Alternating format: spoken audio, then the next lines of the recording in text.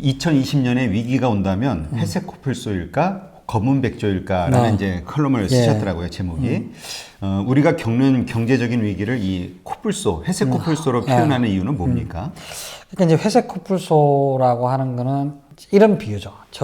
이제 워낙 이 덩치가 크기 때문에 저 멀리서도 잘 보이는 거죠. 아, 저기 저런 위기가 있구나, 위기가 진행되고 있구나라는 생각을 하는데 멀리 있기 때문에 그냥 뭐 별 신경 안 쓰고 살아가고 있는데 얘가 한번 달리기 시작하면 막 지축을 흔들듯이 막 이렇게 빠른 속도로 달려오니까 오 하다가 당해버리게 되는 그런 위기를 회색 코뿔소라고 비유를 해서 얘기를 하고, 블랙스완이라고 하는 거는 스완이라고 하면 하얀 놈인데 백조인데 네.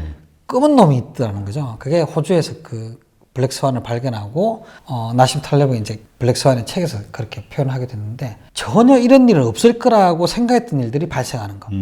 그 예를 들어서 2008년 금융위기 때 미국이 아주 경제가 박살이 났지 않습니까? 그렇죠. 그리고 긴 시간은 아니지만 주정부에서 경찰들한테 기름값을 못 줘서 순찰을 못 하기도 하고, 그때 기억나시는지 모르겠는데 노숙자들을 하와이로 보내고 막 이런, 그러니까 미국이란 나라에서 일어날 거라고 상상 못했던 일들이 막 일어나지 않았습니까? 그리고 유럽의 금융위기, 그 다음에 블랙시트 이런 것들이 야 진짜 그런 게 일어날 수 있어? 라고 하는 것들이라는 그런 게 이제 블랙스완이라고 하는 거죠. 네. 그래서 두 가지 다 위험하죠.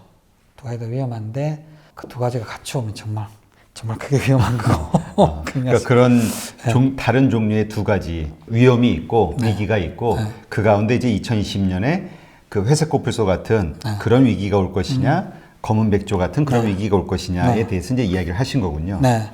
그러면 이제 우리가 그러한 위기에서 벗어나거나 이걸 극복하기 위해서는 피해야 할 세 가지 함정이 있다. 뭐 이렇게 말씀을 하셨거든요. 그래서 이렇게 보면 사실 위기라는 게 다가올 때 어떡하지라고 해서 엄청 잘못된 선택들을 하고, 또 위기가 왔을 때 그 위기는 뭐 지나가는데 그냥 위기에 완전 푹 빠져가지고 아무것도 못하기도 손해를 보고 이런 일들이 생기는데, 첫 번째는 이제 탐욕 때문에 위기에 노출되는 경우들이 있죠. 그래서 야, 세상이 이렇게 변해가고 있는데 예를 들어서 최근의 탐욕이라고 하면 뭘 얘기할 수 있을까요? 코인 뭐 얘기할 수 있을까? 그래서 야 이걸 가지고 뭐 100배, 1000배를 가지고 간다라고 하는 것들을 가지고 비트코인? 네, 비트코인 같은 걸 가지고 그걸 투자를 해놓고 하면 그 다음에는 나한테는 야 그게 진짜 잘 될 거기 때문에 다른 사람들의 어떤 이야기나 사회 변화에 대한 전문가들의 전망이나 이런 것들이 눈에 안 들어오는 거죠. 그 다음에 야 세상에 진짜 다른 사람한테 얘기 안 하고 너한테만 얘기하는 거뭐 이런 얘기를 할 때 우리가 좀 이성이 정확하게 살아있으면 야 이 친구가 다른 사람한테 얘기하고 나한테만 얘기할 그 이유가 없어 라고 하는 걸 알게 되는데, 사실은 이제 욕심에 사로잡히면, 그리고 다른 사람의 어떤 성공 사례를 나도 막 갖고 싶은 이런 탐욕에 사로잡히면 엉뚱한 실수를 하게 되는 거예요. 지나놓고 보면 야 내가 미쳤나 봐 그때 왜 그랬지 뭐에 씌였나 봐. 이런 생각들 하게 되는 경우 많지 않습니까? 그래서 그런 것들이 참 우리의 눈을 멀게 해서 위기가 왔을 때 낭패에 당하게 하는 그런 함정들이 되는 것 같아요. 네. 그럼 또 다른 두 번째 함정은 뭐가 있을까요? 네, 두 번째는 이제 보고 싶은 것만 보는 확증 편향이라고 하는 건데, 혹시 그런 실험을 하는 걸 보셨는지 모르겠는데 그 보이지 않는 고릴라라고 하는 실험이 있습니다. 그 실험 내용을 제가 얘기해 버리면 또 재미없으니까 한번 보시면 좋은데, 검색해 보시면 유튜브 같은 검색해 보시면 많이 나옵니다. 그러니까 우리는 눈에 멀쩡하게 이렇게 본 것 같지만 사실은 내가 본 것만 보는 거죠. 똑같은 거리를 왔다 갔다 하는데, 제가 예를 들어서 은행을 다니다가 보험회사에 ING생명에 딱 입사하고 나서 버스를 타고 쭉 지나가는데 예전에는 전혀 없었던 것 같아요. 갑자기 보험회사도 왜 이렇게 많이 생겼지 이런 게 보이는 거죠. 자기가 관심이 있으니까. 네, 사람은 자기가 좋아하는 것만 눈에 보이는데 그래서 내가 투자한 거, 내가 선택한 것만 계속 보게 되는 거죠. 근데 이게 되게 무서운 게 뭐냐면, 요즘은 유튜브도 그렇고 뭐 그 구글도 그렇고 이 알고리즘이 있어서 내가 봤던 것만 자꾸 보게 해요.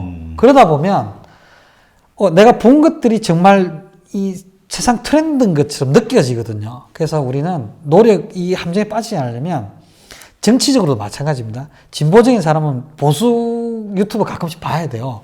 보수 유튜브는 이 진보적인 사람들이 뭐 하는지 가끔씩 봐야, 그래야 제가 균형을 가질 수 있거든요. 투자에도 마찬가지입니다.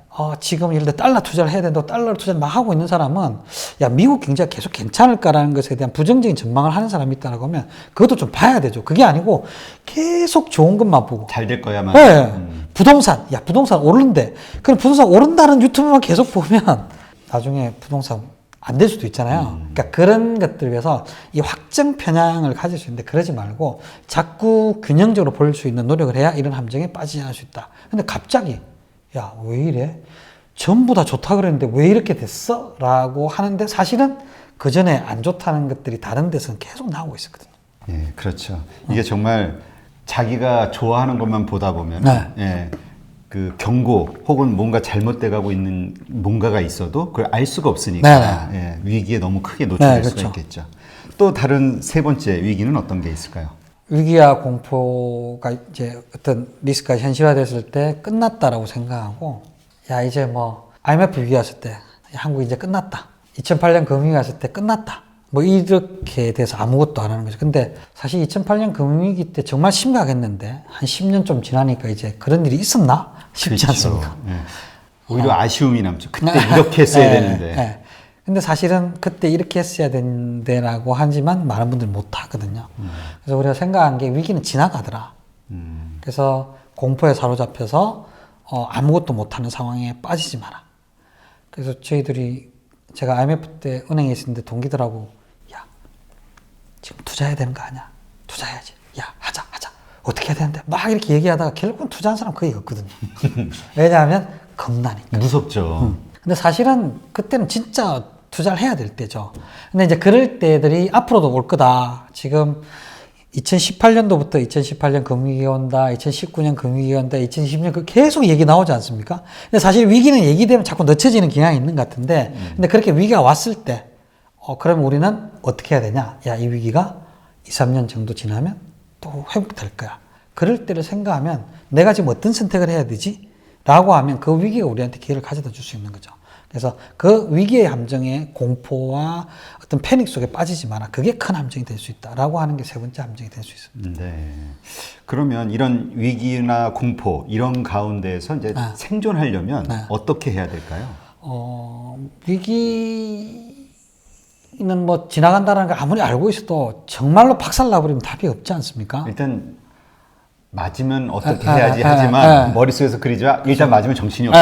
그래서 맞기 전에 위기가 온다라고 했을 때는 우리는 좀 주의를 해야 될 게 뭐냐면 일단 대출 같은 걸 좀 줄이고 그 다음에 유동성이라는 것들 좀 확보하고 이런 노력들은 좀 필요한 것 같아요. 그래서 너무 지나치게 그 돈을 부채를 통해서 자산을 증식시키려 하거나 이런 것들은 위기가 온다는 상황에서는 되게 정말로 위험할 수 있으니까.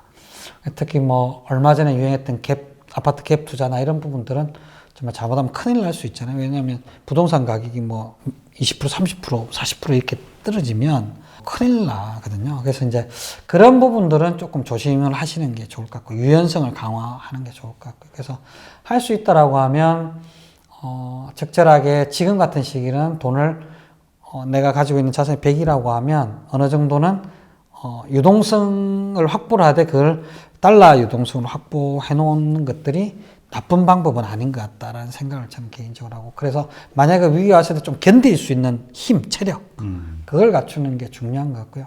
부채가 자꾸 늘어갈 때는 조금 위험하다는 시그널을 개인적으로 좀 가지는 게 좋을 것 같다 이런 생각들을 가지고 있고요. 그 다음에 투자를 한다라고 하면 이럴 때 이제 분산 투자라는 부분들 좀 고민을 해야죠. 그러니까 미국, 그 다음에 한국, 중국, 뭐 유럽, 뭐 이렇다라고 하면 그렇게 조금 뭐 분산을 해놓는 게 가능하다라면 그렇게 좀 분산을 해놓는 거 그런 것들을 좀 권유를 해드립니다. 네, 그렇군요.